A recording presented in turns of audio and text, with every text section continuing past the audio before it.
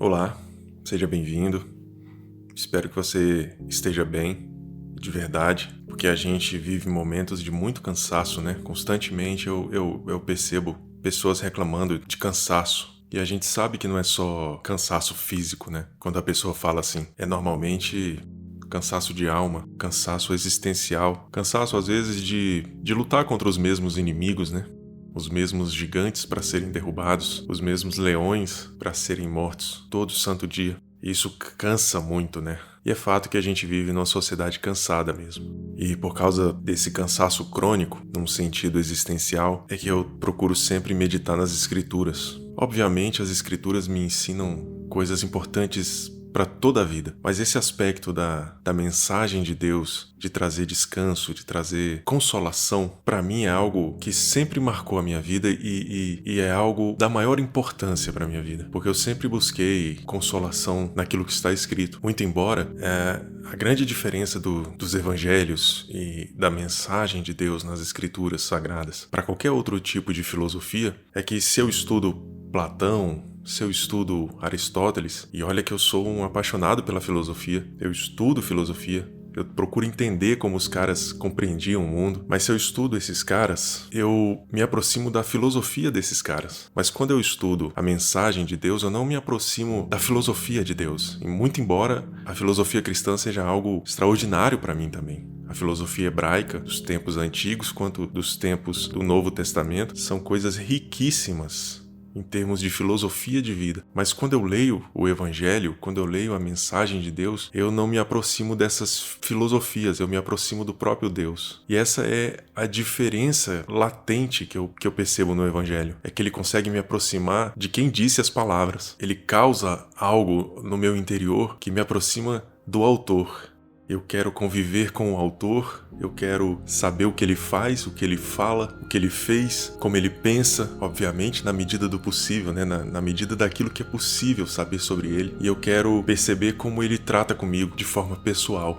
A leitura do Evangelho em termos de consolo, de consolação, é uma leitura imersiva, porque ela me põe para conversar com o próprio Pai, com o próprio Filho de Deus e com o próprio Consolador, que nós conhecemos como o Espírito Santo. Essa palavra consolo, se você for pegar a origem dela latina, ela significa com, no sentido de mais alguma coisa sendo acrescentada, e o solo é uma pessoa sozinha, uma pessoa que está só, alguém que faz as coisas sozinho. Então, consolo significa estar com alguém que estava sozinho.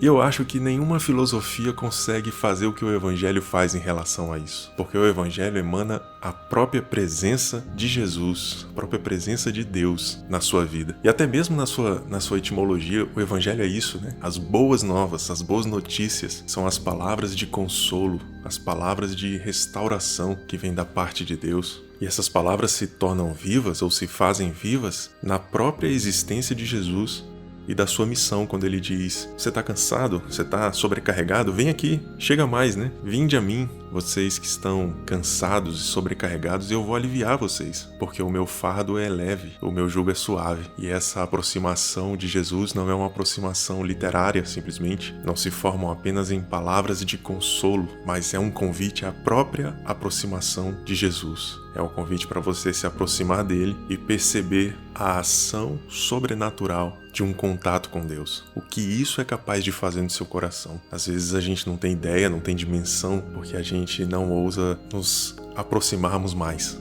para perceber isso na prática, para perceber o que isso significa na nossa existência, dentro de nós, quando a gente decide se aproximar dele. Eu sempre tive esse contato com o Evangelho a partir dessa ideia de consolo e de todas as temáticas, né, que as mensagens de Deus nos abordam, nos apontam. Essa é sem dúvida uma das mais importantes e uma das mais significativas para mim. Eu me lembro assim de madrugadas em que eu ficava acordado, lendo as escrituras e percebendo como aquelas palavras de consolo, quando ele diz não temas, quando ele diz esforce-se, mas acredite que vai dar certo, né? Tenha bom ânimo. Quando ele diz os que semeiam com lágrimas voltarão com seus feixes em estado de ânimo, de alegria. Quando você entende que essas palavras, elas produzem algo no seu interior, não são meras palavras para te deixar um pouco menos triste, você percebe a ação direta do poder de Deus a partir dessas palavras que ele deixou. E daí eu entendo Pedro, cara, quando Jesus pergunta para eles, né? E vocês vão me deixar também? Porque outros grupos tinham deixado ele, porque aquelas palavras eram duras demais, né? Na concepção daquelas pessoas. E Pedro diz assim, e para onde eu vou? Para onde podemos ir? Se só o Senhor possui as palavras de vida eterna. Eu acho que no fundo é isso. Tem coisas que a filosofia não faz, tem coisas que a meditação não faz, tem coisas que a organização física, colocar a minha saúde em dia, ter bons hábitos, ter hobbies, prazeres, nada disso consegue fazer, cara. Só as palavras de vida eterna conseguem acessar recônditos do meu coração e produzir frutos permanentes de esperança, de que um dia as coisas vão ser diferentes, de que um dia eu vou me encontrar com Ele, com o meu Salvador, e que em algum momento, num abrir e fechar de olhos, eu serei transformado, porque, como diz a Escritura, eu o verei como Ele é, e então eu serei semelhante a Ele. Mas é um fato, cara, que a gente vive numa sociedade cansada. É um fato que a gente é engolido por essa velocidade com que as coisas estão acontecendo. E eu imagino, cara, eu penso que você precisa sair de certos ambientes e de certas situações para pegar um fôlego. Assim como aqueles vídeos que a gente acha assim extraordinário de baleias aparecendo, né? Os caras estão no meio do mar, num barquinho, às vezes singelo, e de repente surge aquele animal extraordinário, né? Com aquela força, parece que vai destruir tudo. E ele de repente solta aquele jato, né? Joga pra fora aquela água, respira, pega um fôlego e volta de novo pro fundo, né? Pra imensidão ali dos oceanos. Você precisa desse fôlego, né? Desse respiro para amenizar os cansaços da vida, né? O cansaço que muitas vezes vem pela distância que a gente tem dessa relação com Deus. O cansaço que vem da falta de resultados, porque a gente vive, às vezes, períodos de uma entre-safra que se estende por tanto tempo que, às vezes, a gente até perdeu, de certa forma, a esperança de ver aquela coisa vingar, né? E tudo isso cansa, tudo isso deixa a gente frustrado, angustiado, né? O próprio Davi, em um trecho de um salmo, ele diz que o travesseiro dele fica encharcado de tanto que ele chora à noite, né? Isso representa aqueles períodos em que a gente coloca a cabeça no travesseiro desejando que nada mais existisse. Porque é duro imaginar que daqui a algumas horas você vai encarar mais um dia sem ver as coisas melhorarem, seja para você ou para quem está junto com você. E ele faz daquele travesseiro, daquele leito, o seu local de choro, né? Até as lágrimas secarem, até não ter mais força para chorar, para botar para fora.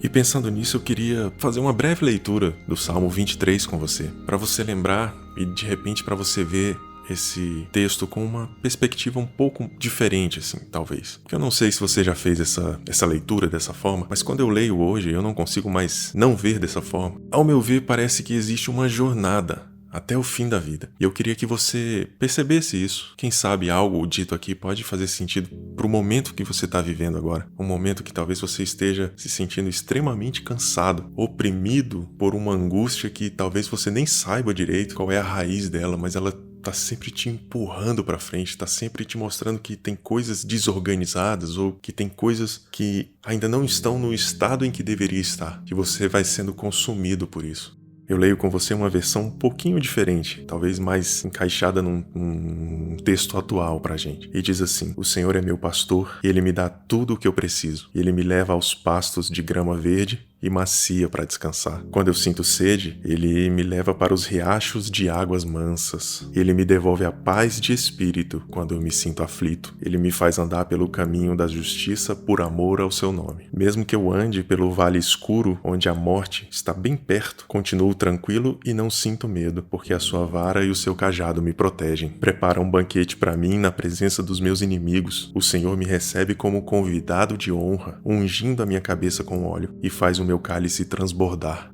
Eu tenho absoluta certeza que a sua bondade e a sua misericórdia me acompanharão todos os dias da minha vida. Sim, eu viverei na presença do Senhor para sempre.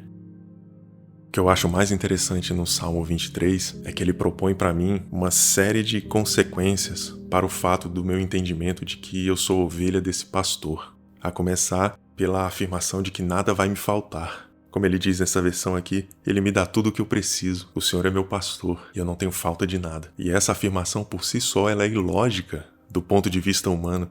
Porque eu e você sabemos que a gente passa por momentos que nos faltam coisas. E é justamente pelo fato de faltarem que certa angústia toma conta do nosso coração. E quando esse texto diz, nada vai me faltar porque ele é meu pastor, eu consigo entender que existe uma lógica muito superior àquilo que eu posso imaginar. Porque ele está falando de coisas que eu não estou vendo, eu não estou percebendo. Mas o Senhor, o meu pastor, tem cuidado de mim e não tem deixado essas coisas faltarem. Portanto, se eu não tenho agora, é porque agora ainda é possível não tê-las. Se eu não tenho aquilo que o meu coração deseja nesse momento, é porque eu posso viver esse momento sem esse tipo de coisa. Mas aquilo que é essencial, aquilo que é substancial para a minha sobrevivência, substancial até mesmo para a sobrevivência da minha alma, do meu espírito, isso eu posso ter absoluta certeza de que ele não me deixará faltar.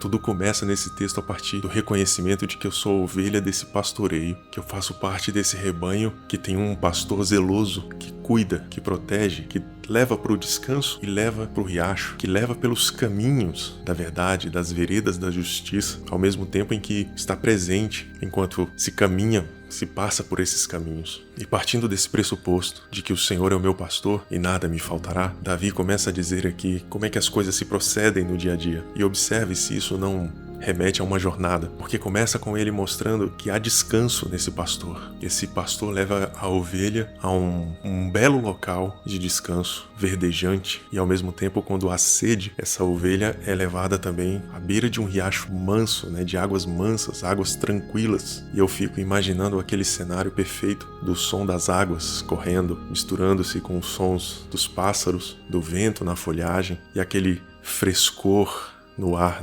Porque a sombra, a refrigério, a calmaria, que é talvez uma das coisas que a gente mais precise nos nossos dias. E aí ele diz assim, ele me devolve a paz de espírito quando eu me sinto aflito. Em outra linguagem vai dizer assim, refrigera a minha alma. Ele está falando aqui de coisas que se tornam quase insuportáveis em dias de calor. O calor é bom, mas o calor exagerado causa um mal-estar na gente. A gente fica mole, fica com dificuldade de respirar, tudo se torna mais difícil. E aqui ele diz, existe um refrigério para a alma. Ele devolve a paz de espírito quando eu me sinto aflito. Ele me faz andar pelo caminho da justiça por amor do seu nome. Essa linguagem bíblica, ela fala pra gente de como Deus zela por aquilo que ele diz. Por amor ao seu próprio nome, ou seja, por honra, por respeito ao seu próprio nome. Em outras palavras, por ser alguém de palavra, alguém que fala que vai fazer algo e realmente faz, Ou seja, em honra ao nome que se tem, ele nos direciona aos caminhos e às veredas de justiça. Então observa que você começa a jornada num pasto verdejante, você tem acesso à água, você está descansando e você tem ali o espírito revigorado. Mas existe uma necessidade de caminhar e a jornada se impõe para que você se levante e passe a caminhar. E não apenas caminhar, mas perceber que ao seu lado o Senhor está te guiando por esse caminho. Ele está te guiando pelo caminho da justiça. Ele está contigo, te direcionando e andando ao seu lado. E aí ele fala algo como se fosse um parêntese. Ele fala, olha, mesmo que eu ande pelo vale escuro, mesmo que eu ande pelo vale da sombra da morte, eu não temerei mal algum, porque o Senhor está comigo. A tua vara e o teu cajado me tranquilizam, me protegem nessa jornada de sair, de levantar e andar pelas veredas da justiça. Inevitavelmente a gente encontra momentos de escuridão que fazem a gente perceber que a morte está à espreita. Quantas vezes, a gente não passa por situações assim de perigo e sobe um calafrio assim, porque a qualquer momento parece que a morte vai nos alcançar. E ele diz, ainda que eu passe por isso, eu não vou passar com medo, porque o Senhor está comigo. É bem nessa ideia de consolo, Ou seja, eu estou com alguém que estava só.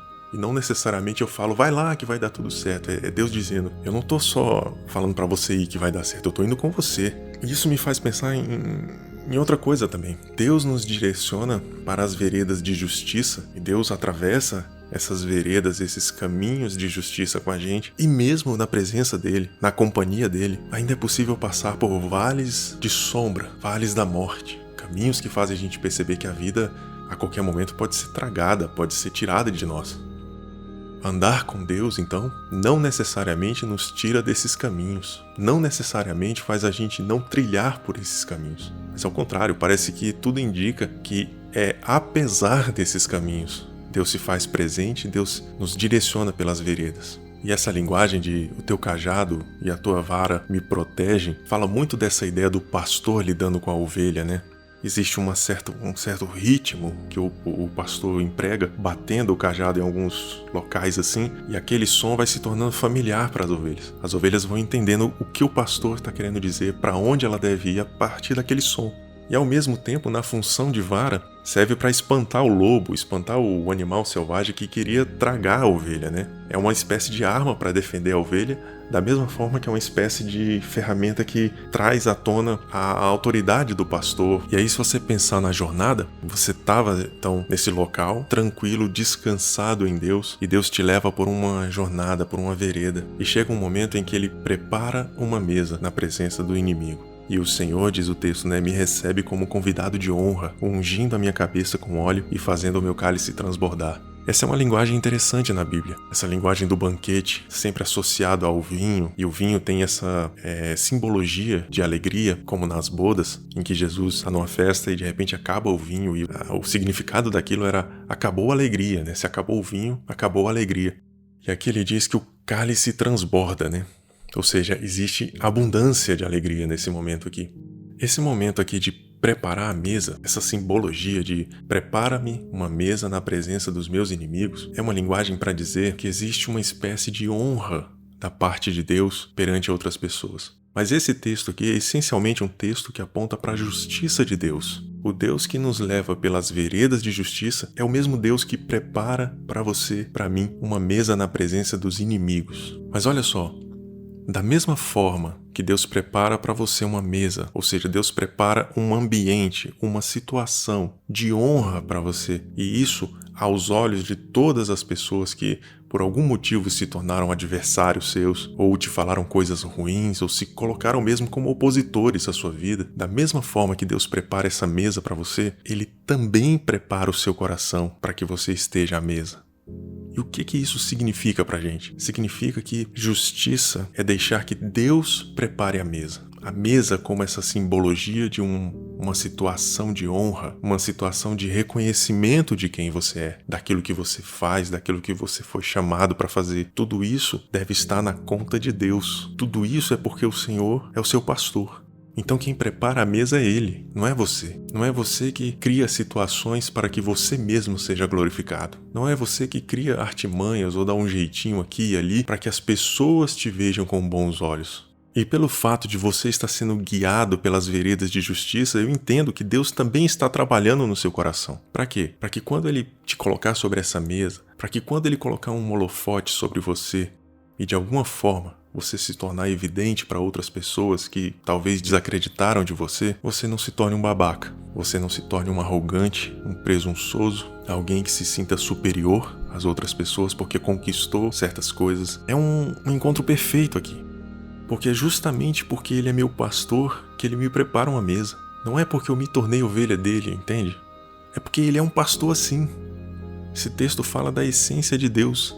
Deus é assim, o trato de Deus com a gente é dessa forma. Não é a gente que se tornou VIP num clube onde Deus é o dono do clube. É o fato de que essa é a essência do pastor. A essência de Deus na posição de um pastor é essa, de quem cuida, de quem traz descanso, de quem leva para beber água fresca, de quem leva pela jornada da justiça e ainda está presente nos momentos onde a jornada parece obscura, onde parece que as trevas vão dominar a nossa vida. Essa é a essência de Deus. E daí você entende, cara, porque muitas vezes é necessário que a gente passe por situações difíceis para que isso trabalhe no nosso caráter, para que quando as situações de honra chegarem, para que quando as pessoas olharem para nós de alguma forma como um referencial, a gente não seja essa pessoa que é puramente estereotipada, puramente da boca para fora, mas que isso seja verdade no nosso coração. E aí vale lembrar, cara, que um banquete preparado por Deus na presença dos meus adversários é justiça. Porque se eu preparo o banquete, se eu coloco a mão ali para preparar, não, só tô preparando aqui a decoração da mesa. O banquete vai vir de Deus, só tô decorando. Quando a gente faz isso nesse intuito de ser glorificado perante as pessoas, não é justiça. Tá mais para vingança, tá mais para querer provar para as pessoas que Deus fez algo na nossa vida. E é curioso como às vezes a gente usa isso para atrair as pessoas, né? Olha o que eu tenho, olha o que eu conquistei. Tudo isso aqui foi Deus que me deu. Tudo isso aqui é presente de Deus. A gente quer passar essa imagem de que a gente é mais querido para Deus do que outras pessoas. E o máximo que isso consegue fazer é atrair essas pessoas para esse clube VIP. Quando na verdade o que Deus faz a partir de um pastor cuidando de ovelhas é porque isso está na essência dele. Isso é dele, Deus é bom. E aí ele encerra com uma conclusão que não poderia ser melhor. Certamente que a bondade e a misericórdia me seguirão todos os dias da minha vida. E eu habitarei na casa do Senhor por longos dias. E outra versão traz: eu viverei na presença do Senhor para sempre. Por isso que eu falei para você que eu tenho esse aspecto de olhar para o Salmo 23 como uma jornada, onde eu estou no local e Deus me orienta a andar com Ele, e eu passo nessa jornada por situações difíceis, por vales que são cercados de morte, de perigo por todos os lados, mas mesmo assim eu continuo seguindo em frente porque eu sei que Ele está comigo, porque o consolo dele é sua própria presença, é Ele dizendo: eu estou com você. O medo maior dos discípulos era perceber que Jesus não estaria mais com eles. E o próprio Jesus diz: eu vou porque eu preciso ir para fazer outras coisas, mas eu vou deixar com vocês o Consolador, o Espírito da Verdade. Então é nesse fato de que não estamos sozinhos que se encontra a verdadeira consolação de Deus para a nossa vida. E aí ele diz: eu estou acompanhado por misericórdia e amor. Estão me seguindo. Se eu atravesso o dia mal com Deus do meu lado, eu posso olhar para trás e ver que existe misericórdia e amor me seguindo. Essas coisas estão me alcançando constantemente. Então ele diz: eu viverei na presença desse Deus, desse Senhor, para todo sempre. É o fim da jornada. É você caminhar o que você tem que caminhar aqui. É você fazer o que tem que ser feito para que um dia você esteja perante Ele. E perante Ele você viva eternamente. Há consolo de Deus para sua vida. Há um pai, um amigo, um pastor, esperando talvez você entrar no teu quarto, fechar as portas e conversar sinceramente com Ele. Você abrir o coração e falar: Deus, esse aqui sou eu, e eu quero ser ovelha desse teu pastoreio. E aí você experimentar o que é a verdadeira consolação, o que é a verdadeira paz de espírito que vem da parte de Deus. Que Deus cuide de você, que você fique bem. Se você estiver cansado, lembre-se que há alguém dizendo: chega mais, que o meu fardo é leve e suave. Troca comigo. E que Ele te oriente para que você seja o que você nasceu para ser. A gente se vê numa próxima. Até mais.